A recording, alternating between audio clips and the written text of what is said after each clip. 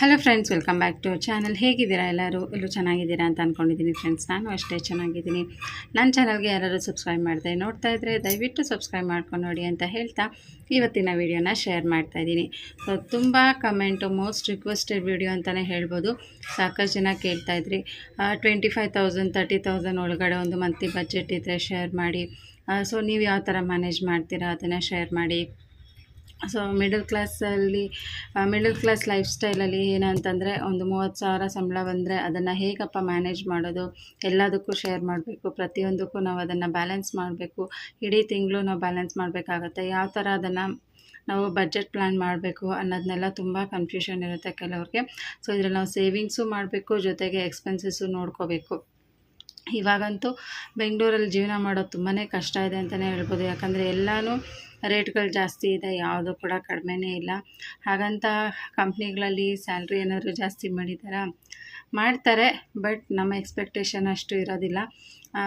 So ನಮ್ಮ ಒಂದು middle class life style ಏನಿರುತ್ತೆ ಅಂತಂದರೆ, ಇವತ್ತು ತಿಂಗಳೆಲ್ಲ ದುಡಿಬೇಕು, ಸಂಬಳ ತೊಗೊಂಬರ್ಬೇಕು, ಈ ಥರ ಬಜೆಟ್ ಪ್ಲ್ಯಾನ್ ಮಾಡಬೇಕು, ಯಾರ್ಯಾರಿಗೆ ಎಷ್ಟೆಷ್ಟು ಕೊಡಬೇಕು ಅಂತ ಕೊಟ್ಬಿಟ್ಟು ಇಡೀ ತಿಂಗಳು ಮತ್ತು ಖಾಲಿ ಕೈಯಲ್ಲೇ ಕೂತ್ಕೋಬೇಕಾಗತ್ತೆ. ಇದೇ ಒಂದು ನಡೀತಾ ಇರುತ್ತೆ ಒಂದು ಮಿಡಲ್ ಕ್ಲಾಸ್ ಲೈಫ್ ಸ್ಟೈಲಲ್ಲಿ ಅಂತಂದರೆ.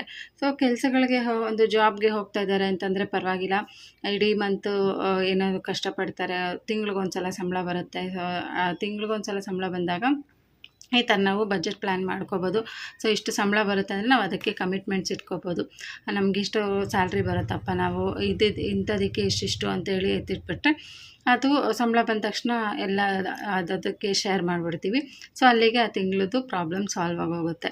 ಆಮೇಲೆ ಇಡೀ ತಿಂಗಳು ಕೂಡ ನಮಗೆ ಎಕ್ಸ್ಟ್ರಾ ಎಕ್ಸ್ಪೆನ್ಸ್ ಏನಾದರೂ ಬಂದಾಗ ಪರವಾಗಿಲ್ಲ, ಕೈ ಬದಲಿ ಮಾಡ್ಕೋಬೋದು. ಓಕೆ, ಒಂದು 500,000 ಹೆಚ್ಚು ಕಮ್ಮಿ ಬಂತ, ಸೊ ಯಾರ ಹತ್ರರೂ ತೊಗೊಳ್ಳೋದು, ಮತ್ತು ಸ್ಯಾಲ್ರಿ ಬಂದಾಗ ವಾಪಸ್ ಕೊಡೋದು, ಈ ರೀತಿ ನಡ್ಕೊಂಡು ಹೋಗ್ತಾ ಇರುತ್ತೆ.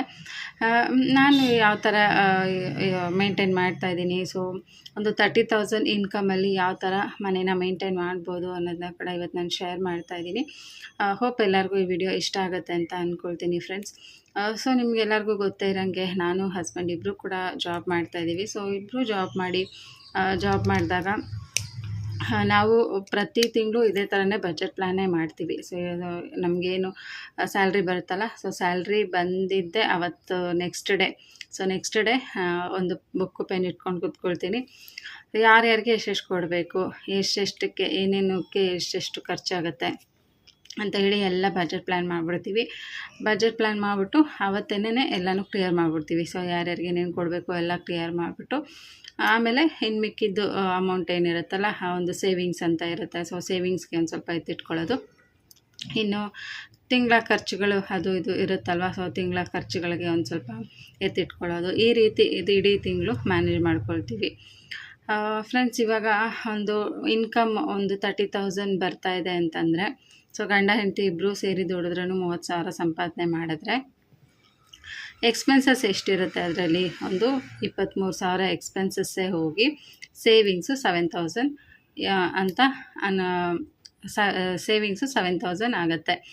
ಸೊ ಕೆಲವ್ರಿಗೆ ಇದು ಇನ್ನೂ ಕಡಿಮೆ ಇರ್ಬೋದು, ಒಂದು 25,000 ಬರ್ಬೋದು, ಅಥವಾ ಕಡಿಮೆ ಸಂಬಳ ಇತ್ತು ಅಂದರೆ ಒಂದು 28,000 25,000 ಒಳಗಡೆ ಒಂದು ಸಂಸಾರನ ನಿಭಾಯಿಸ್ತಾ ಇರ್ತಾರೆ. ಇಲ್ಲ ತೀರಾ ಗಂಡ ಹೆಂಡತಿ ಇಬ್ಬರು ಕೆಲ್ಸಕ್ಕೆ ಹೋಗಲ್ಲಪ್ಪ, ಗಂಡ ಮಾತ್ರ ಕೆಲ್ಸಕ್ಕೆ ಹೋಗ್ತಾರೆ, ಹೆಂಡತಿ ಹೋಗೋದಿಲ್ಲ ಅನ್ನೋರಿಗೆ ಒಂದು 20,000 ಸಂಬಳ ಬರ್ಬೋದು. ಸೊ 20,000ಅಲ್ಲೇ ಮನೇನ ಮೇಂಟೈನ್ ಮಾಡಬೇಕಾಗತ್ತೆ. ಸೊ ಅದು ಕೂಡ ಇನ್ನೂ ಕಷ್ಟ ಇರುತ್ತೆ.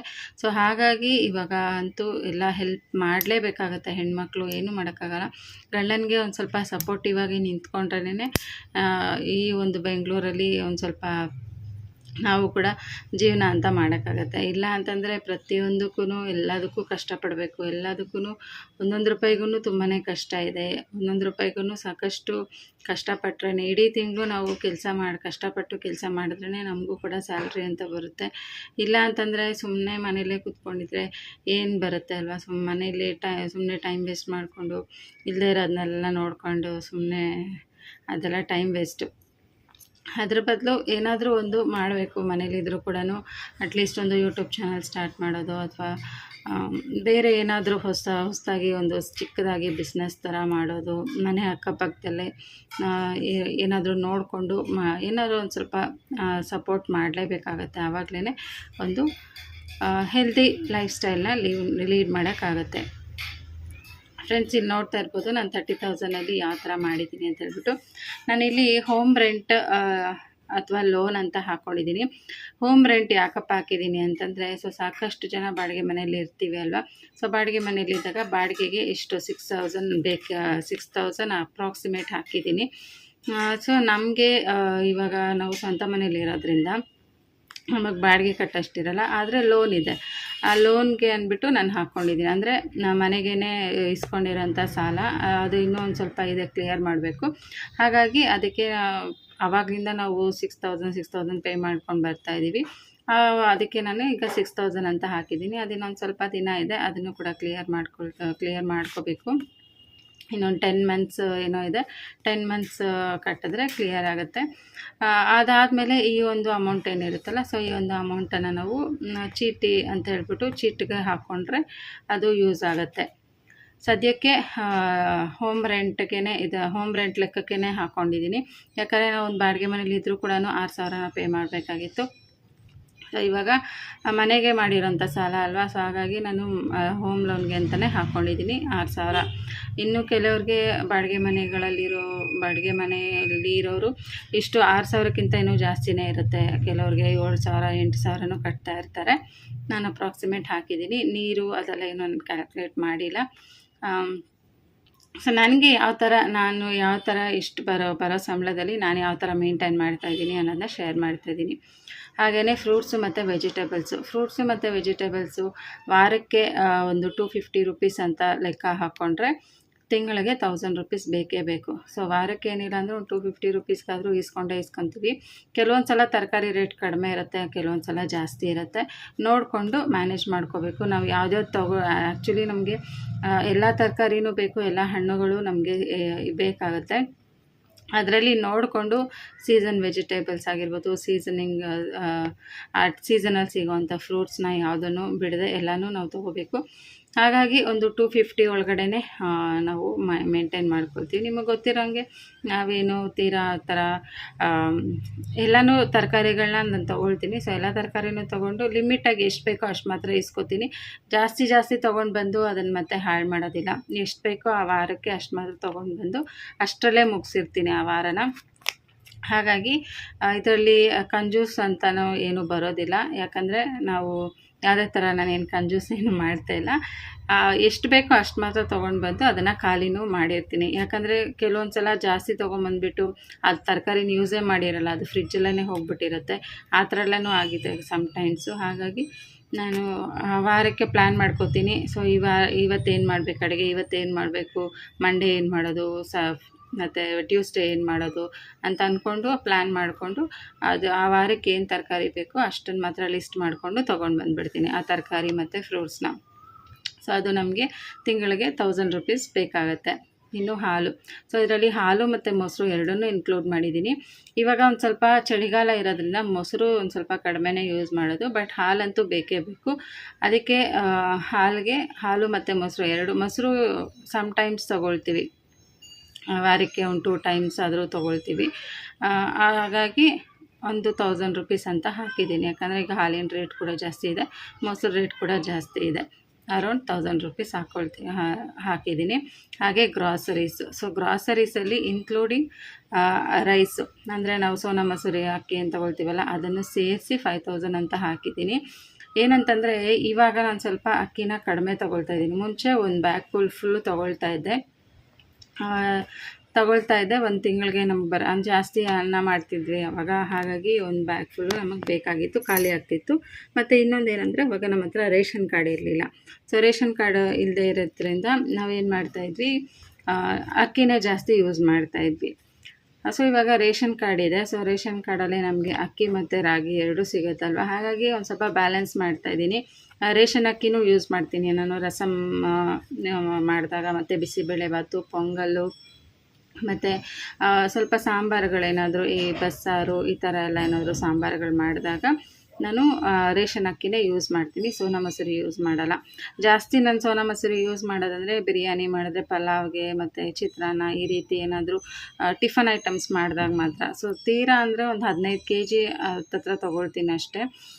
15 kg ಅಕ್ಕಿ ತೊಗೊಂಡ್ರೆ ಇನ್ನೊಂದು 5 kg ಚಪಾತಿ, ಜಾಸ್ತಿ ಚಪಾತಿ ಮಾಡ್ತೀನಿ.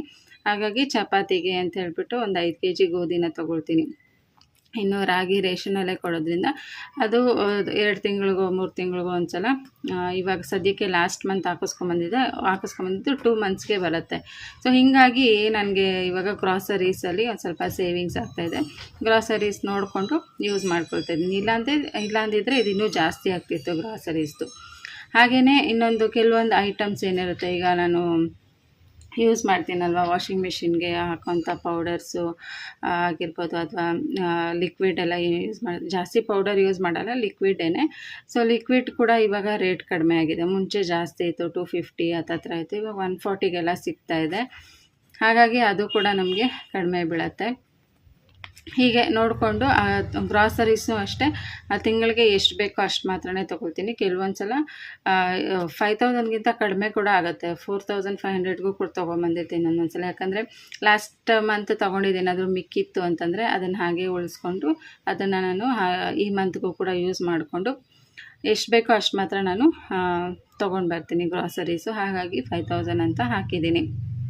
ಇನ್ನು ರೇಷನ್ ಅಕ್ಕಿ ಇರೋದ್ರಿಂದ ದೋಸೆ, ಇಡ್ಲಿ ಎಲ್ಲದಕ್ಕೂ ವಾರಕ್ಕೆ ಒಂದು 2 ಟೈಮ್ಸ್ ಆದರೂ, ಸೊ ವೀಕ್ಲಿ ಒಂದು 2 ಟೈಮ್ಸ್ ಆದರೂ ಇಡ್ಲಿ ದೋಸೆ ಅಂತ ಅಂದರೆ ಇಡ್ಲಿಗೆ ವಾರಕ್ಕೆ ಒಂದು ಸಲ ನೆನೆಸಿಕ್ಕಿರ್ತೀನಲ್ವ. ಸೊ ಆವಾಗ ಆ ಒಂದು 2 to 3 ಡೇಸು ಇಡ್ಲಿ ದೋಸೆಯಲ್ಲೇ ಕಳೆದೋಗ್ಬಿಡುತ್ತೆ ನಮಗೆ. ಹಾಗಾಗಿ ಅದು ಕೂಡ ನಮಗೆ ಒಂದು ಸೇವಿಂಗ್ಸ್ ಅಂತಲೇ ಹೇಳ್ಬೋದು ಗ್ರಾಸರೀಸಲ್ಲಿ. ಆವಾಗ ಅಕ್ಕಿ ಜಾಸ್ತಿ ಯೂಸ್ ಆಗೋದಿಲ್ಲ, ಸೋನಾ ಮಸೂರಿ ಅಕ್ಕಿ ಜಾಸ್ತಿ ಯೂಸ್ ಆಗೋಲ್ಲ. ಸೋನಾ ಮಸೂರಿ ಅಕ್ಕಿ ಇವಾಗಂತೂ ಎಷ್ಟು ರೇಟ್ ಆಗಿಬಿಟ್ಟಿದೆ ಅಂತಂದರೆ 80 ರೂಪಾಯಿ 85 ರೂಪಾಯಿ ಕೊಟ್ಟರು ಒಂದು ಒಳ್ಳೆ ಅಕ್ಕಿ. ಇವಾಗ ಕೇಸರ್ ಕಲಿ ಅಂತ ಒಂದು ಅಕ್ಕಿ ಇದೆ ಅಲ್ವಾ, ಅದು 85 ರೂಪಾಯಿ kg ಇದೆ. ಅದು ತೊಗೊಂಡು ಬಂದು ಅಷ್ಟೊಂದು ರೇಟಿಂದಲ್ಲ, ಚೆನ್ನಾಗಿರೋ ಅಕ್ಕಿ ಅಂತಂದ್ರೂ 60 ರೂಪಾಯಿ ಕೊಟ್ಟರು ಒಂದು ಒಳ್ಳೆ ಅಕ್ಕಿ ಬರೋದಿಲ್ಲ ಇವಾಗ, ಆ ರೀತಿ ಆಗಿಬಿಟ್ಟಿದೆ. ಹಾಗಾಗಿ ಸ್ವಲ್ಪ ಈ ರೀತಿ ನಾವು ಬ್ಯಾಲೆನ್ಸ್ ಮಾಡ್ತಾಯಿದ್ದೀವಿ. ಹಾಗೆಯೇ non veg. So non veg ನಮಗೆ 1000 ರೂಪೀಸ್ ಅಂತ ಹಾಕ್ಕೊಂಡಿದ್ದೀನಿ ತಿಂಗಳಿಗೆ. ಯಾಕೆ ಅಂತಂದರೆ ಮಟನ್ ಚಿಕನ್ ಎಲ್ಲ ಅಷ್ಟು ಜಾಸ್ತಿ ನಾವು ತಿನ್ನೋದಿಲ್ಲ. ಏನಂದರೆ ಭಾನುವಾರ ಟೈಮ್ ಯಾವಾಗಲಾದ್ರೂ ತಿನ್ನಬೇಕು ಅನಿಸಿದ್ರೆ ಮಾತ್ರ ಚಿಕನ್ ತೊಗೊಂಡು ಬರ್ತೀವಿ. ಸೊ ಚಿಕನ್ 1 kg ತೊಗೊಂಬಂದರೆ ಇಡೀ ದಿನ ಬರುತ್ತೆ ನಮಗೆ. ಹಾಗಾಗಿ ಅದು ಒಂದು 250 ರೂಪೀಸ್ ಏನೋ ಇದೆ ಒಂದು ವಾರಕ್ಕೆ.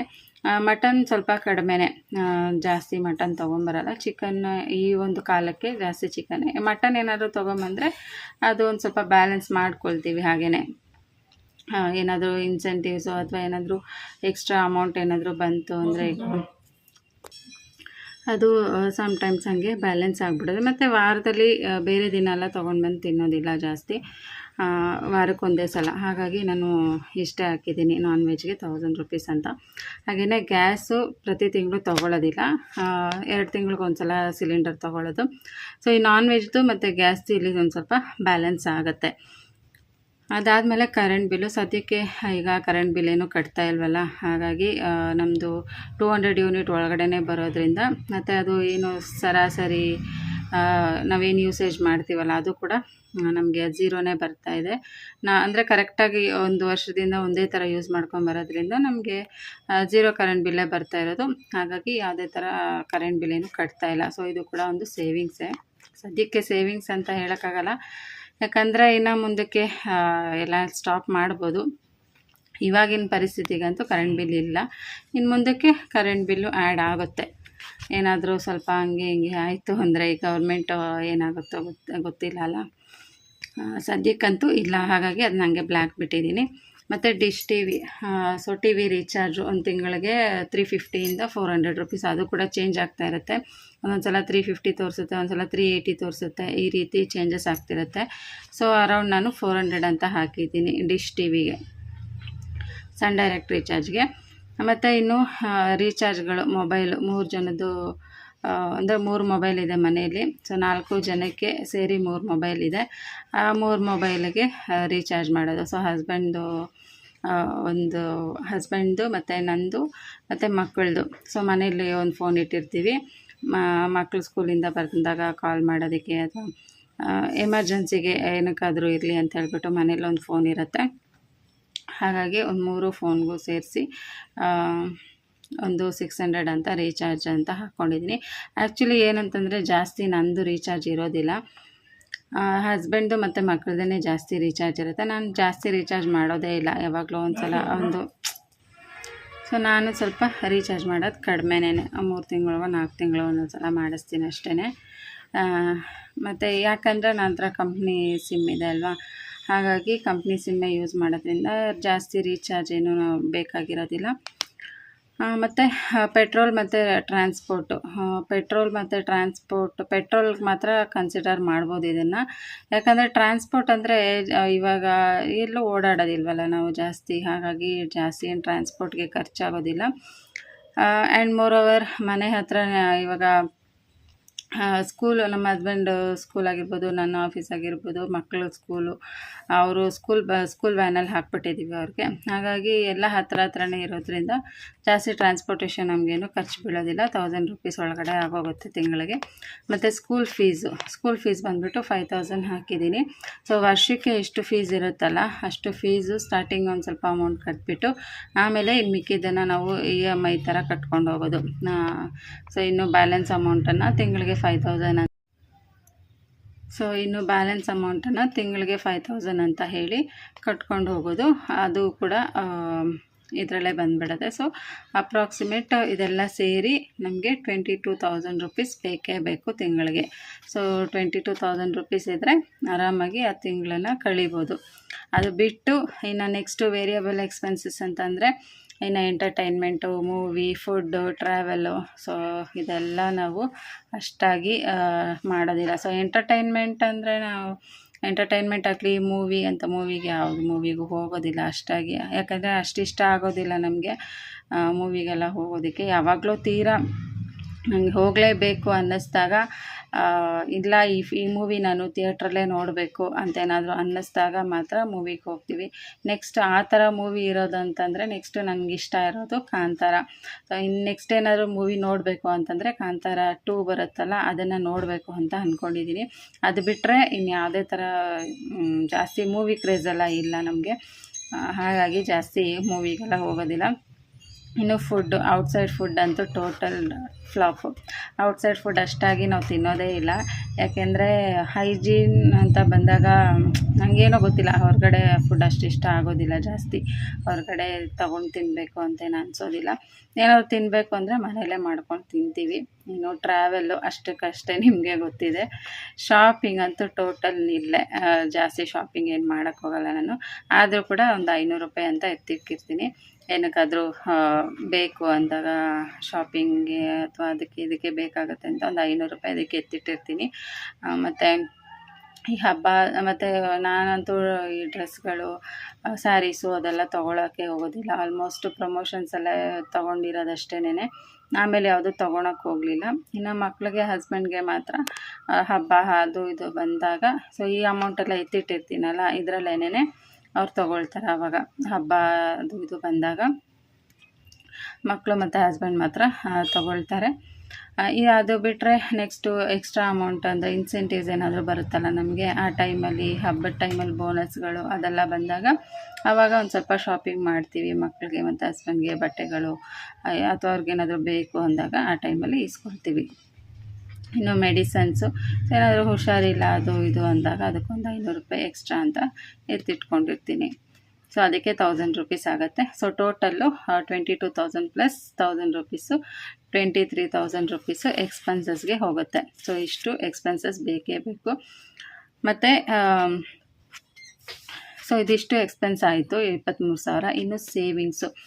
ಸೊ ಸೇವಿಂಗ್ಸ್ ಅಂತ ಬಂದಾಗ PF, ನಮ್ಮದು ಮೇನ್ ಸೇವಿಂಗ್ಸ್ ಇರೋದೇನೆ PF ಅಂತಂದರೆ ಪ್ರಾವಿಡೆಂಟ್ ಫಂಡು. ಅದು ಬಂದುಬಿಟ್ಟು ನಮಗೆ ಸೊ ನನಗೂ ಮತ್ತು ಹಸ್ಬೆಂಡ್ಗೆ ನಮ್ಮ ಕಂಪ್ನಿಗಳಲ್ಲೇ ಕಟ್ ಮಾಡ್ತಾರಲ್ವ, ಪಿ ಎಫ್ ಅಂತ ಕಟ್ ಮಾಡ್ತಾರೆ.